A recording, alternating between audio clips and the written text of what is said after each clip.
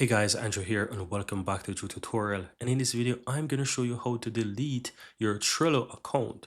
Now, before I show you this, I want to mention that Trello is part of a wider scope and it's owned by Atlassian. So this is owned by Atlassian, which have other applications. And I'm going to show you a bunch of those applications so that you're aware of what you're doing. So in order to delete the Trello account, what you need to do is simply click on your profile on the upper right hand side, go to your settings, scroll all the way down to the bottom, and you will find the option to manage or delete your Atlassian account. That's basically what it's connected to.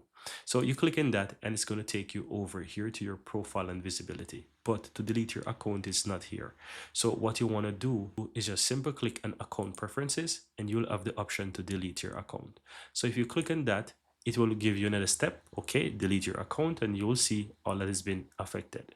Now, before you make the decision to delete your account, let me show you what are the other applications that are used with Atlassian. So if you click on this box on the upper left hand side, put it like that, and you go to Atlassian Home, you will see that they have a bunch of other applications. So in order to know what kind of applications Atlassian actually uses, you can easily go ahead, let me go ahead and close this. You can easily go ahead and click it and you can see the application. So here it shows discover more products.